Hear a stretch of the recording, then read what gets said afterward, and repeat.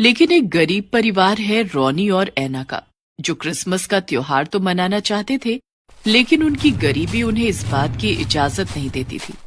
तो चलिए देखते हैं इस गरीब परिवार ने अपना क्रिसमस कैसे मनाया। रॉनी खिलौने बनाने की फैक्ट्री में मजदूर था। वो काफी मेहनती और ईमानदार था।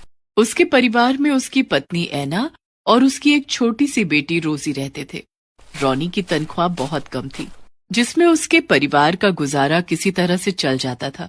लेकिन कोई त्योहार आ जाए तो रॉनी और एना सोच में पड़ जाते थे कि त्योहार कैसे मनाएं।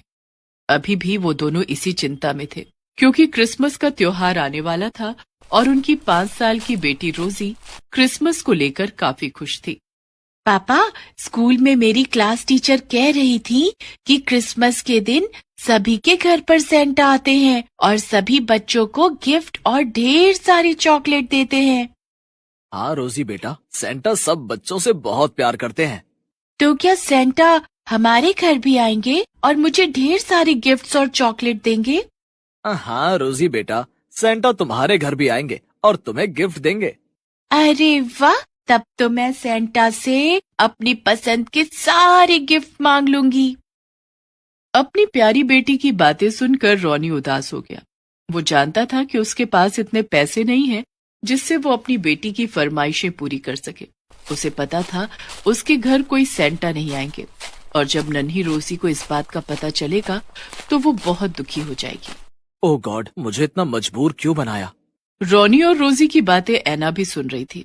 एना ने रॉनी से कहा, रॉनी, अगर तुम कहो तो मैं भी कुछ काम कर लूं। इससे हमारी आमदनी थोड़ी बढ़ जाएगी और हम क्रिसमस पर रोजी की ख्वाहिशें पूरी कर पाएंगे।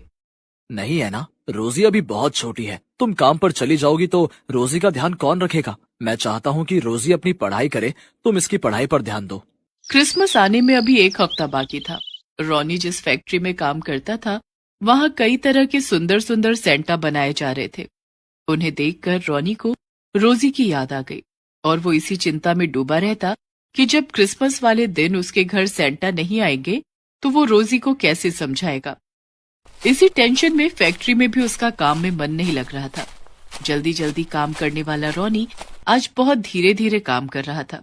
तभी उसकी फैक्ट्री के मालिक जॉन ने ये सब देख लिया और उससे कहा, रॉनी क्या बात है, आज तुम्हारा काम में मन नहीं लग रहा है। अगर ऐसा है तो तुम अपने घर जाकर आराम कर लो और कल फिर काम पर आना, लेकिन कल पूरी एनर्जी के साथ आना। मुझे काम में ढिलाई बिल्कुल भी पसंद नहीं है। जॉन की बात सुनकर रॉनी घबरा गया और बोला, नहीं मालिक, ऐसी बात नहीं है। मैं जल्दी जल्दी काम कर लूंगा, मैं घर नहीं जाऊंगा।